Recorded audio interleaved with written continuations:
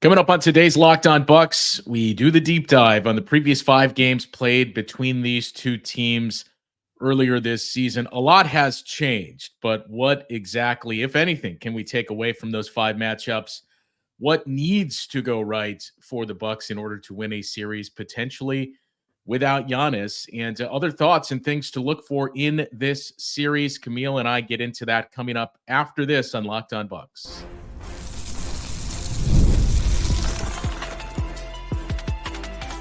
You are Locked On Bucks, your daily Milwaukee Bucks podcast, part of the Locked On Podcast Network, your team every day. You're tuned into Locked On Bucks. I'm Justin Garcia here with you. You can find me on the Bucks Radio Network, joined by Camille Davis. You can find her work on the Technical Foul podcast and the Pack-A-Day podcast as well, with some big things coming up next week there, Camille.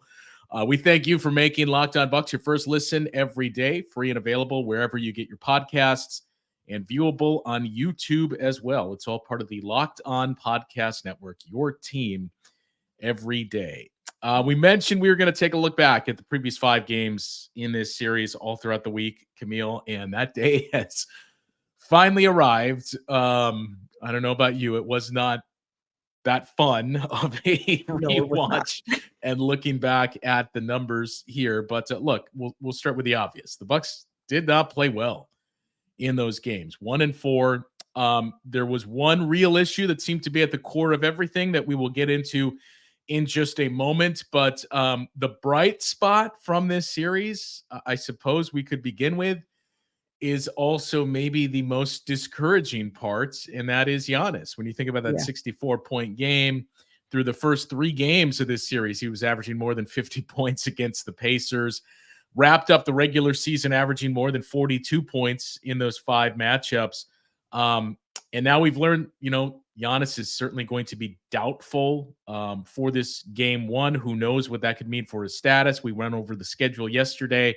I saw reports out there as well that team president Peter Fagan had confirmed that he will not be playing in game 1, which is no surprise, I think. But that's the discouraging part, is when you look through everything and even the eye test of, okay, what worked for the Bucks in the series? Oh, a lot of Giannis. Oh, they're not going to have him. Yeah, and that's, at least early. That's a big piece of it. Like, that's an extremely big piece of it. We've talked about how this team is constructed as well, with, it being very top heavy with Giannis, with Dame, and with Chris. And those are also your 3 primary ball handlers, as strange as that might sound to some people. But you take that away, and the fact that when we played the Pacers, which again, 5 games before January 4th, the last game was January 3rd. So that's a lot of games very early on in the season.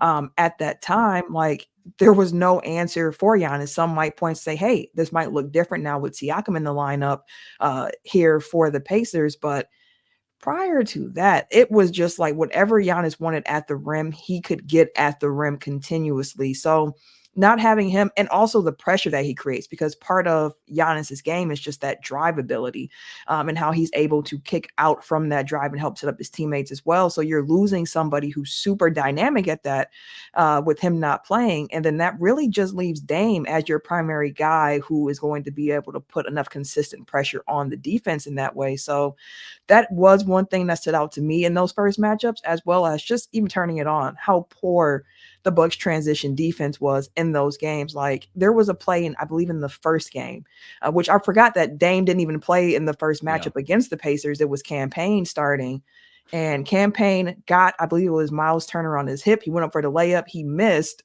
There were Bucks getting back, but Tyrese Halliburton still got the rebound and threw it ahead to somebody underneath the basket. It was like the Bucks were watching the ball and not realizing someone had even escaped behind them. So transition defense is going to be so big for this game, for this team in this series, because the Pacers like to play really, really fast, and they will run after misses, after makes. Like, they are just going to try to get out and run when they can. So I think what stood out when we just look at those 5 games, you touched on the biggest one, and that's transition. And the Bucks have been much better in transition defense since Doc Rivers arrived. Not quite to the level we saw in the immediate aftermath after that coaching change, but still, it's been a much, much better team in transition. And that is one of the 2 huge areas where the Pacers just steamrolled the Bucks. But a couple other things that stand out from those 5 games. Tyrese Halliburton, we talk about how dominant Giannis was against the Pacers. Tyrese Halliburton was just as dominant against the Bucks. He had nearly as many blocks as he did turnovers in those 5 games. 6 blocks, 7 turnovers. I think 2 of those games were turnover free as well. Averaged close to 30 points and 11 assists per game. The last part was the big part because of how involved he was getting everyone. I know we pointed to differences with this group and who's, no longer there, the changes that the Bucks made. There are 2 big pieces that are gone for the Pacers in Buddy Hield and Benedict Mathurin, out for the season and will not play in this series. But as you mentioned, there's one big piece that is there, and that is Pascal Siakam. So again, part of that is not to suggest that he would be the Giannis stopper, but it gives you another body to throw out there at Giannis, and now maybe you don't have to worry about that. So we touched on yesterday. I'm going to be very curious to see what the Bucks do in terms of their starting lineup to begin this series.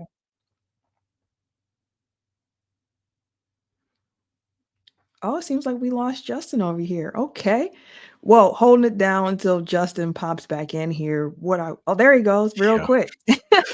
Yeah, that was crazy. I don't know what happened there, but yes, to round out that point, I'm not sure if you make a change to the starting lineup because of those issues that the Pacers presented the Bucks. And when you think about Pascal Siakam too, is that a great matchup for Bobby Portis when you just think about what you're lining up here and who has to defend who? I'm inclined to say the Bucks just say, you know what, we're just going to roll with our size and we're going to have to be the physical aggressors here. And we're going to be the ones to dictate. The Pacers are going to have to match up with us, but it is something to kind of file away and just keep an eye on. Do we maybe see Jay Crowder or somebody else creep into the starting lineup just to start that game and throw those lineups out there to maybe at least say, look, we don't want to start in a hole and we want to get our hands around the Pacers. We don't want this to become a track meet early. If we do this, we feel like we can slow them down and then we can gradually bring in Bobby Portis and really start to exploit our size. I mean, when you look at the one game the Bucks did win in this regular series season, the one thing that stood out to me was the Bucks' physicality. It was the game that the Bucks were the most physical in, that Game 3 victory during the regular season, when they just were like, we are going to exert our size. I mean, they were coming off the in-season tournament loss. We knew they were going to come into that game motivated, and you saw it. And that's something that we've heard Doc talk about with this team throughout the year as well, just like, hey, this team needs to be the more physical team. If we get into track meets, we are not going to win. That is not our strong suit with this particular squad. We need the game to slow down. We need to be the more physical team. And doing the whole double big thing, like, that's a way to exert that. Even having somebody like Jay Crowder off of your bench, somebody who has the strength and will also keep up that physical level of play, something that the Bucks are going to need. But one piece of that has me kind of thinking, Dame's health. Right? Like I feel like he's going to play. We heard Bobby Portis's quote where he's like, don't quote me, but you could say like Bobby Portis says, I think Dame is going to play on Sunday. And with that, so Dame being physically just not 100%, thinking about him trying to be physical as well. I could also see it with the Pacers looking to trap him with their guards coming off and trying to be physical with Dame as well. Because one thing we've seen with Dame this season is, and we've seen it in the past as well, where teams try to throw length at Dame, like length and size, just throw that at him. And without Giannis being on the court as that other like safety valve or someone who can draw that gravity, and they're going to be like, someone else beat us because we're trapping, we're going to be physical with Dame. That's the other side of the physicality battle in this matchup I'm going to be looking at, because then again, it opens the door for a Chris Middleton to be extremely important in this series offensively as well. And that's something that Doc mentioned that they were working on with Dame not practicing, and it's just getting into those motions where it's Chris with the ball. Hey, they're trapping you. Now what? What's the action of this? So it's going to be on Chris as well as Bobby too, to try to help take some of that pressure off of Dame, because I could see a world where the Pacers are looking to be really physical with him as well. Yeah, and I can't remember the coach now, but there was a game within the last month where when we go and listen to the opposing coach speak after Doc Rivers, we'll talk. It may have been the Lakers because Darvin Ham would know Chris Middleton as well as anybody. But this particular coach was talking about Chris Middleton and his strengths and what he brings to this team, and the fact that, he's certainly not gained any quickness through the years. You could argue he's lost it, but he can still get to his spots. He is still lethal. His footwork is impeccable, and on and on and on and on, which prompted the follow-up. Okay, how do you stop that then? If he's so good, why isn't he Moist Jordan, as the comments would point out? And again, I think it was Darvin Ham, but I'm not going to roll with that. But this coach said, well, the one thing is, if you pressure him and force him to make a quick decision. I know Chris gets railed against for, he can't handle the ball.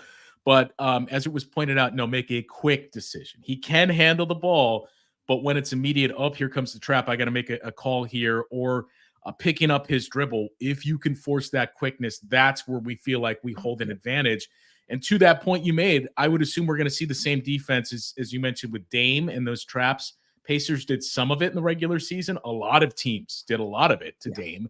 But I would imagine you're going to see the same to Chris Middleton too, given the importance that he brings to this team. And I think that's the other potentially challenge, at least early on, if there is no Giannis for, let's say, the first couple of games of this series, is, the biggest thing that Chris really brought this season was, I've talked about this before, he's been the guy that was bridging the gap from the starters to the bench, that you could stagger who was on and off the floor. Yeah. A lot of times it was Chris Middleton on the floor with the bench, where you would start with all those guys on the floor, then Giannis would leave, maybe Giannis would come back, but before you knew it, it was Chris with the bench. He was basically the guy that was running the offense, carrying the offense with the scoring too. And when Giannis doesn't play, you're not going to have the chance to do that. You're going to have to, you would assume, stagger Chris Middleton and Damian Lillard. And that, you wonder what that's going to mean for your offensive efficiency if you don't have quite as much time with both of those guys on the floor together. Yeah, that's a big piece of it. And I think that's part of why also Bobby getting some of those reps in practice is important, because we've seen Bobby in the post a lot more this season under both Griffin and Doc. And that's an area where the Bucks will operate their offense out of, especially with those bench units, where it's kind of like throw the ball down to Bobby and trust in him to make the right decision.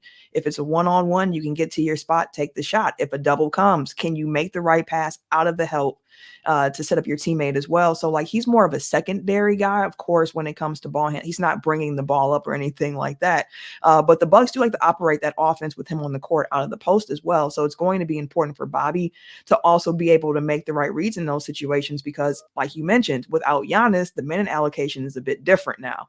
So what are these rotations going to look like? And that's something I'm curious to get your thoughts on too, a little bit later on in the show. It's just like, who might we see in the rotation for the Bucks with Giannis? We're going to assume not playing in game one, like you mentioned. Yeah. And what does that look like? Because Dame, as much as playoff time, you want to see them on the court as much as possible, but I don't see Doc rolling them out the full 48, him or Chris. There are going to be moments when one of them, or both, hopefully not both of them, are on the bench. And those are the times too when Bobby is really going to have that playmaking acumen up when he's operating out of the post.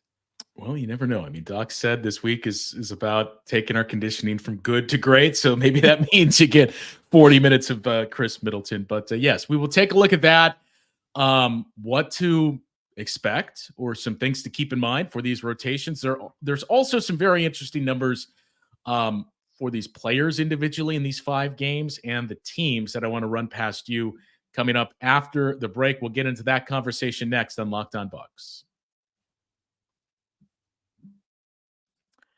Well, as we've all kind of joked, we are all competitive people, especially if you're into sports, you're a Locked On listener, you're competitive, right? That's the big draw to sports, and it carries over elsewhere too, into areas like Monopoly Go. That's what we're here to tell you about today. It has been downloaded over 150 million times because it's a great twist on Monopoly, where you can play not one, but hundreds of Monopoly boards in crazy locations and build up amazing cities that bring you big money. The best part of all of this is you can play against your friends. You can charge them rent on iconic properties like classic Monopoly, but you can also heist their vaults of riches for yourself. And the leaderboards will show you who the biggest Monopoly tycoon is. It's not just for those with the competitive side, though, because you can team up with those friends and people all around the world in timed tournaments to earn huge rewards. Get in on the game. All you have to do is join Join with your friends. Download Monopoly Go, now free on the App Store or on Google Play. Are you watching Fox Sports or ESPN on your daily TV all day and find yourself having to turn down the volume with all of the shouting? Well, if so, make the switch to Locked On Sports today, a free 24/7 sports streaming channel program for you every day to bring you the biggest stories without all of that screaming. Locked On Sports today brings you can't-miss analysis, opinions, and news, streaming 24/7 on YouTube or the free Amazon Fire TV channels app. It's all part of the Locked On Podcast Network, your team every day. Camille, I mentioned there's some very interesting numbers from this series. We mentioned those Tyrese Halliburton numbers and just how dominant he was. That's the other thing that stands out is when you look at the raw production and points scored. Tyrese Halliburton, no surprise, was the leading scorer for the Pacers. But again, Benedict Mathurin, he was very impactful off the bench. Yeah, he was very impactful for the Pacers. He averaged nearly 20 points a game in those 5 games coming off the bench. Miles Turner had some big moments too. And for the Bucks, again, I don't know if this is going to instill any more confidence, but it really was the Giannis story. He scored more than twice as many points as any of his teammates in this series. Chris Middleton was the second leading scorer for the Bucks here. But a couple of things that stood out to me, which I think are going to prove to be very important in this series. Number one is the obvious, and that is you have to, I'm not going to say stop, but contain as best you can Tyrese Halliburton, because when he gets going and gets everybody else involved, that is what has made that Pacers team very, very lethal against the Bucks. But to me, the other big part of this is going to be free throws. And that's a good point. The Bucks actually got to the line a pretty decent amount of time in those 5 regular season games. They attempted more than the Pacers. Got there 32 times, but in 8 games, or 5 games, I beg your pardon, that is what stands out. Is you got to the free throw line more than the Pacers. You're a team that takes more free throws than the Pacers. And that number, Pacers got there 32 a game, I should say, not 32 total. That would not be great. Pacers got there about 30 times a game. And that's an area where I think the Bucks are going to need to have a much, much larger advantage. It's also worth noting that all of these games were played before everything we referenced, with the free throw attempts starting to come down league-wide. So that's going to factor in there as well. But, the other thing that really struck me, and we'll get your thoughts on any of that, is if I asked you in these 5 regular season games, which team was the better 3-point shooting team in that series, I think, we would all say, well, obviously it was the Indiana Pacers. It was not. The Bucks shot at a higher percentage of threes in those 5 games. Granted, not by much. Bucks were just under 32%. Pacers were just under 31%. But the eye test would seem to indicate, man, the Pacers were hitting like 50% of their threes, and the Bucks just couldn't do anything. So that's one of the other things I don't know if this is encouraging or discouraging, especially given what we've seen from the Bucks shooting of late.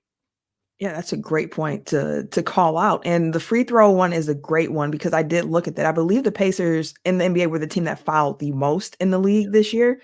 So this is a situation where it's like, hey, Bucks, if you can stay disciplined, there could be a big free throw advantage for you as well in this series, which is going to be big for them, especially without Giannis. I mean, Giannis had, I believe, 32 free throw attempts in his franchise record-breaking 64-point game. So, Giannis not being there is somebody, again, he loves to create that pressure on the drive. Again, you get fouled a lot on those drives as well. So somebody else being able to do that is going to be good for this team.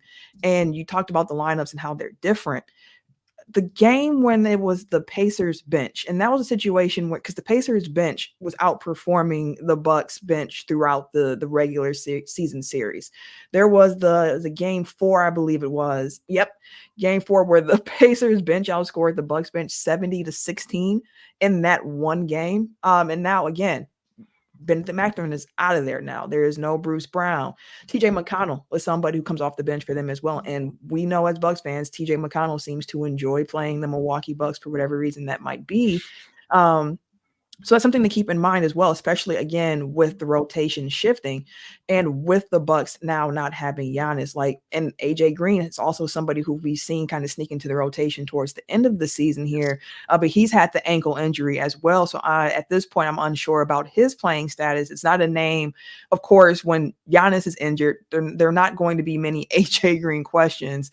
And he's not somebody who I expected to come in and, play like 20 minutes a game or anything like that. But he was somebody as an option to throw into when that offense stalled. You mentioned the 3-point shooting. Like, that's something that AJ can give you in drove. So his health is going to be important. I saw that, Andre, like Doc said, like Marjan or Andre might have a role in this series at some point. So what does that look like as well? Like, we saw them get some run in the regular season matchups against these teams, but we haven't seen those two guys get consistent run under Doc. So it's kind of like, how will they be utilized as well in this matchup? Because you're assuming Pat Bev is going to be that Tyrese Halliburton. That's going to be his primary matchup, you would assume. But what might the Bucks have up their sleeves if they do insert some of those young guys? And even if it's only for a few minutes at a time during the game, but just like, what could that look like? Yeah, and when we talk about rotations and who's gonna creep in there, I mean, you mentioned it at the start of the show, and I suppose we should point this out again. The elephant in the room is Damian Lillard has not practiced yet and has been on the injury report. Bobby Portis is confident he's going to play. I'm sure that's a big part of it is let's just make sure you're good to go for the postseason and let's take it easy this week.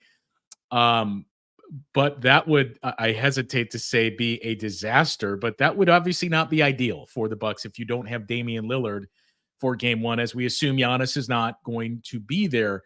I will add that, under Doc Rivers, not just with the Bucks, when you think most notably back to that Clippers game, all throughout his career, Doc Rivers has seemingly been at his best when he has been shorthanded and hasn't had the best guys available for him. So maybe that is something to circle for this series. Not so much the Dame part, but Giannis. But to me, one other thing that stands out, and we'll get to other thoughts on what you also just mentioned of AJ and Marjan and Andre Jackson Jr., with who could potentially play a larger role or be an X factor in this series in a moment here. But to me, the other things that stand out is, look, it's pretty clear, Camille, none of us are reinventing the wheel when we say, hey, the Bucks just have to be better in transition. Yeah. And they got to be better at point of attack. Those two things killed them in those 5 games. The defense is totally different now. Everything about this team is much different now. Pat Beverly is a huge piece to lump in there. As you pointed out, I would assume he's going to be matched up on Tyrese Halliburton. And, we should also mention Tyrese Halliburton was not only an all-NBA player, he was an all-NBA first-team player against the Bucks in those 5 matchups, just how dominant he was in all aspects of the game. He has not been the same guy since those games were played. And again, these 5 games were played in the first 70 days of the regular season, essentially. So a lot has taken place since then. And since those games were played, we've seen Tyrese Halliburton deal with a hamstring injury that kind of led to him missing a decent chunk of time and certainly missing a decent amount of minutes after that in late January and in February. And that's kind of crept throughout the second half of the season. But he's not been the same guy. He averaged close to 30 points a game and 11 assists against the Bucks in those 5 matchups. In the games played since January 4th, so after those Bucks-Pacers series were out of the way, Tyrese Halliburton is averaging just 16 points per game. He's been a low 30s 3-point shooter. His turnovers have gone up. His minutes have come down, again, nursing that hamstring. So a big piece of this too is basically the uncontrollable for the Bucks, and that is, what version of Tyrese Halliburton are we going to see in this series? Is it the guy through the first 2 months of the regular season that we saw, or is it the guy that we've seen in the last 3 months?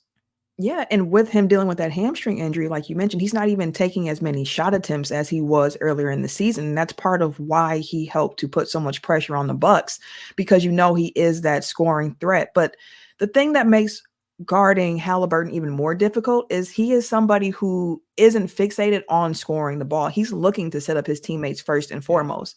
So if he ends a game with only 5, 6, 7 shot attempts, it's not like he's going to be upset if they played well. Like, he likes to see his teammates get that shine as well, which that pairing with him and Siakam is so interesting, because I always think of Siakam a little bit more as a little bit more ISO heavy of a player. He's the height of a big with like a skill set kind of like of a guard, but he's a four. Like, it's an interesting type of player that Siakam is. So that pairing with the two of them, like, I do wonder, especially with the playoffs and the pace slowing down, how does that affect Tyrese Halliburton and his aggressiveness? Like, is he just going to defer a little bit more to Siakam, let him kind of cook a little bit in some ISO situations, or is he going to try to press the issue as well and trying to create some advantages? Because the Bucks didn't know what to do with Halliburton during the regular season. Like, you saw them try quite a few different defensive schemes against him, and he picked all of them apart. It didn't matter if they were trying to trap, soft switches. He just exploited whatever the mismatch was on the court at that time, taking the advantage back for the offense. So he's definitely somebody to watch in this matchup, as well as Siakam and how they play together. Because one thing with Siakam and this team, since we've seen him, one thing that's different, and you heard Chris Middleton mention it, I believe, Bobby Portis, like, they shoot a lot of mid-range shots now. Like, they like getting into that in-between game and living there. Like, they don't even shoot that many threes, that many, quote unquote, relative to the rest of the league, but they like to live in that mid-range area. And Siakam is a big piece of that. You got Miles Turner, who likes to get that little float shot up as well. He also is a pick and pop threat. So, like, the way that the Pacers offense can stretch the Bucks defense, if the Bucks aren't communicating, if they're not tight on whatever their defensive plan is going to be against this team, which I'm really curious to see how they try to handle Tyrese Halliburton as the head of that snake. It can be a very long day for the Bucks when it comes to that Pacers offense, because they've been lethal all season. Like Dame mentioned, there's not many teams that can get up 120. They're one and we're one. And it's like, they remained one, but the Bucks have not been a 120 offensive rating type of team consistently under Doc. So, like, it's the Pacers never let their foot off the gas in that regards, but we've seen the Bucks take a step back with their offense. So it's a lot of fun things that are going to be available in this game to watch with matchups, and just how they're going to look to try to control the tempo, the pace, and try to take Tyrese Halliburton out of the game as much as you can when it's a guy who is fine setting up his teammates. Yeah, and again, it's the Bucks can control defending Tyrese Halliburton better, but in terms of his health and what version of he is, that's what you can't control. The Bucks obviously would say, "Hey, well, tough. We're dealing with the same thing with Giannis," but that could prove to be the pivotal part of this series. Pascal Siakam, as we mentioned that name a couple of times, was acquired, I think, 2 weeks basically after the Bucks and Pacers played their final game. He's been their leading scorer since January, so it's been Pascal Siakam carrying most of that offense. Again, the injuries to Tyrese Halliburton, a big part of it. I do want to continue the conversation on X factors and revisit what we talked about the other day with Malik Beasley, because he was asked about those comments from right around this time, and gave an interesting answer to that. But real quick, too, one other thing to point out, Camille, and that is I don't know what to expect or what you need to get from a couple of players. Malik Beasley is one of those. That was basically peak Malik, alliteration aside. When he was shooting 41% on threes against the Pacers, he was, 45% basically before the All-Star break.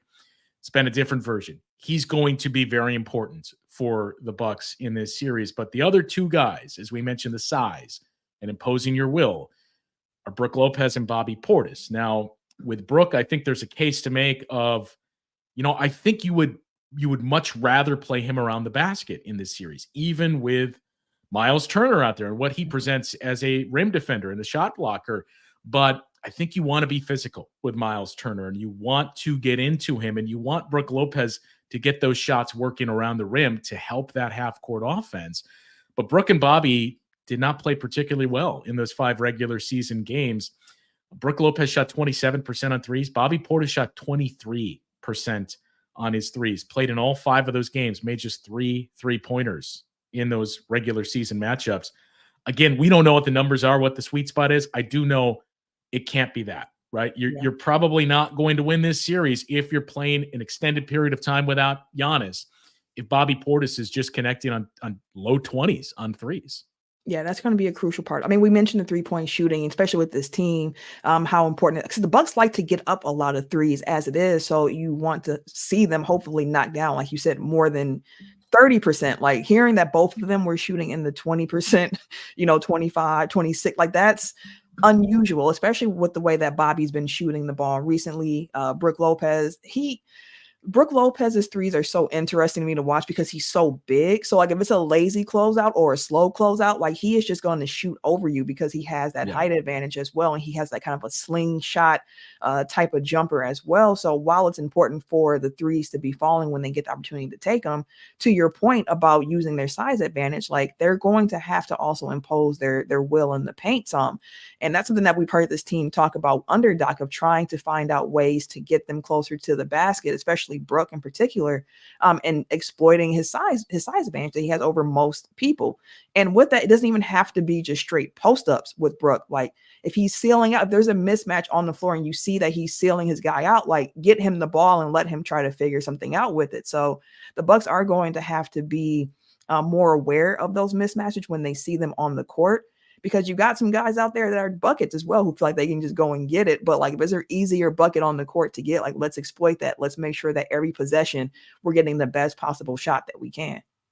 Yeah, 10 of 39 combined on 3-point shooting for that duo in that series. So 26%, obviously not ideal, and numbers that you're going to need to increase in this best of 7 series. We will continue that conversation on X factors, players that may not have played a big role in those 5 regular season matchups that you're going to need it from for the Bucks here. And is it somebody that had very limited availability? So we'll get into that conversation. And what we mentioned, Malik Beasley asked about those comments he made about the Pacers. Did he walk them back? I saw that as a take from some, or did Malik just double down on it? So we'll get into that conversation and share the details coming up after the break on Locked On Bucks.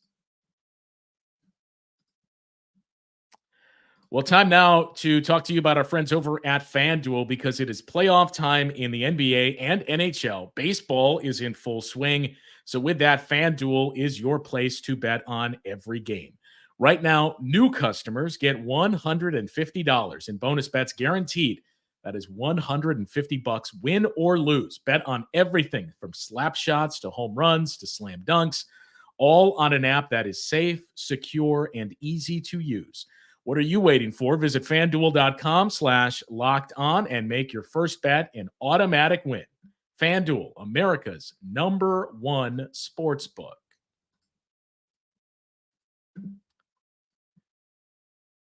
All right, Camille, X factors in this series. I'll point this out too. We mentioned Bobby and Brook and their performance. We mentioned Pascal Siakam basically wasn't a part of this series. One name that we already mentioned once, and again, temper your expectations. He's not on the Pascal Siakam level, but Jay Crowder played in just one game, the first matchup between these teams, because of the injury that he was suffered early in the season. So that's another guy, again, of why these two teams are just much different now than where they were through those first 5 regular season matchups. So that something more to file away of, okay, we didn't see a whole lot of Jay Crowder reps against this Pacers team and what that could do potentially in some defensive situations. In terms of X factors, I think it's pretty clear. Damian Lillard is the #1 for the Bucks, right? If you don't have Giannis, you expect, as unfair as it may be, you expect to get the Damian Lillard from the Blazers in the playoffs to help carry you through this. I think the other guys are obvious, and that's names that we touched on. Brook Lopez, Chris Middleton. I've seen a few commenters point out in the comments as well. You think back to the conference finals against the Hawks where you didn't have Giannis. How did you win? Chris Middleton was incredible. Brook Lopez and Bobby Portis beat up the Hawks with their size. So that's something to keep an eye on. And of course, Bobby Portis and the importance that he's brought. As we just mentioned, those numbers can't be a low 20s 3-point shooter. No. You need more than that from Bobby here. To me, the X factor outside of that, and I'll point out again, I'm not suggesting this guy is going to start and get a heavy workload of minutes, but you mentioned him before, and I do truly believe Granted, it's going to be limited minutes. We may only be talking about 5 minutes where you pick one spot and say, okay, let's throw him out there and try to create havoc. Andre Jackson Jr., I think it's pretty clear that this is the guy that stands out to say, okay, we know we got to slow down Tyrese Halliburton. How do we do that? By energetic bodies that we can throw out there that we think can stick with him. Pat Beverly's going to take the lion's share of that.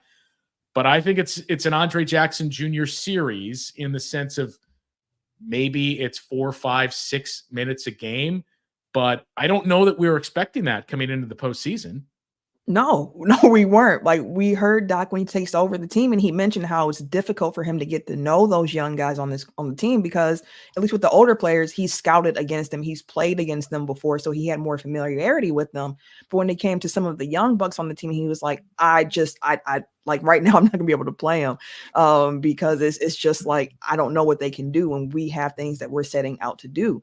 You saw AJ Green slowly kind of start getting some minutes and start to show like, hey, I can contribute here with, of course, that crazy range that he has from three. And the fact that defensively, he's not getting beat consistently. Like, he's going to move his feet. He's going to be all right defensively somewhat. But Andre Jackson Jr. was somebody early in the season when that was the conversation. Is it Andre? Is it Marjon? Is it Andre or is it Marjon? Which one of these two young guys could really evolve and come out to be somebody who was going to be contributing for this team in the playoffs? Marjon, unfortunately, has had back spasms, and he's been dealing with some injuries as well. So he's been on and off the injury report.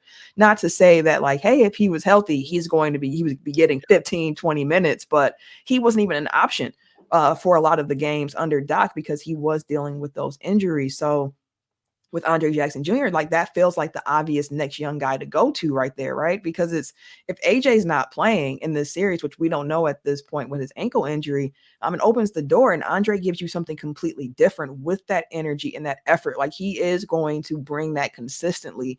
And like you said, he's another longer, tall body that you can throw at Tyrese Halliburton defensively as well. And offensively, he's going to be somebody who's going to try to go after those plays, try to get the spacing right. He's a great off-ball cutter. So there are certain things that he can do spacing-wise, even though the shooting isn't believed by many. We have seen that when he's open, he is not hesitating on shooting those shots as well, shooting a pretty good percentage on a very low volume, of course, but he's shot a bit better than what I thought he would coming out of college. So Andre Jackson Jr., I think, is somebody, like you said, who might come in the game 5-6 minutes as a spark and be somebody that can help this team out during the series. Yeah. And again, neither of us are suggesting that he's going to get a heavy workload, but that's the thing is, look back to the play-in games that were played last night, and it's more minutes that we're talking about. But who entered that game with the Heat and the 76ers saying, who's going to decide this game? It's going to be Nick Batum. He's going to be the guy. Right. That's the difference maker. And that's what the playoffs are all about. It's always a role player that has a big hand in the result of a game or a series just because of a 4 to 5 or 6 minute stretch in what they did when they were out there. So that is, I think we're both aligned of, look, it makes the most sense when you think about what the Bucks need to counteract and what they need to slow down. As we've said all season long, it's changed since Pat Beverly arrived, but for the longest time, Andre Jackson Jr. was clearly your best perimeter defender on the team. So that is something that I'm going to be very curious to see his minutes in this series. Again, don't expect a lot, but how impactful he is, if in fact he does see the floor defensively, that could be huge for this Bucks team. I mentioned the Malik Beasley comments, and there's one other thing that's somewhat breaking news that we'll get to here. Camille, I don't know if I'm springing this on you, but Malik Beasley met with the media yesterday and was asked about that interview on the Chris Haynes podcast where he said, it's not going to be pretty for him. We know we're going to see him in the playoffs. It's not going to be pretty. He didn't necessarily walk them back, those comments, but, he did say, yeah, I said it. I, own up to it. That's what I said. That's what I believe. I still think we're going to win. And I forget the exact phrase he used, but if it doesn't go that way, good for them. Yeah. Yeah. I mean, that's like when people expect for him to say, like, it reminds me a little bit of like when Brandon Jennings had said like Bucks and 6 against the Heat. Like, what do you want me to say? Do you want me to come here and be like, no, we're Yeah, I gonna think we're lose done this in series? 5, Like, honestly. no, like I'm like I'm going to say something. Like Beasley said what he said back in January, and now the playoff series against that team has materialized and it's here. So you're asked that question, he stood on business. Like I still feel that way. And if it doesn't go this way, then good for them. They prove me wrong. But like I still have a lot of confidence in this team and that we can play a lot better against this team that we showed in the regular season. So I was cool with him just, saying like, hey, I said it. And I'm gonna stand on it. So I don't have any problem with that. It was funny though that he mentioned that, but like they asked Pat Bev a question. He was, I'm not giving nobody no bulletin board material. I'm not saying anything about that. Yeah. Like next move on. Well, that is a heck of a segue, Camille, because the breaking news, I don't know if you saw this, but as we're taping this, I see the transcripts coming out from the Pat Bev podcast Oh with boy. Roan. And Pat Bev is asked, what's going on with Giannis? We're going to be ready.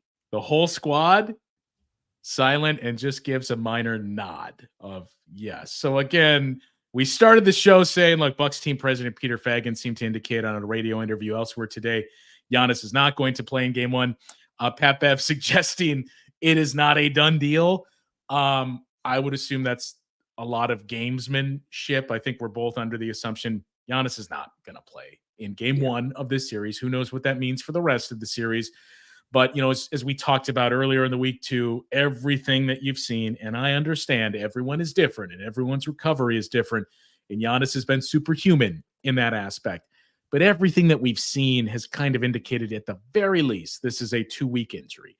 Yeah. 2 weeks would line up with game 2. So that's the thing to kind of keep an eye on. Again, I'm curious what else develops of these Pat Bev comments and what Doc Rivers will have to say about that.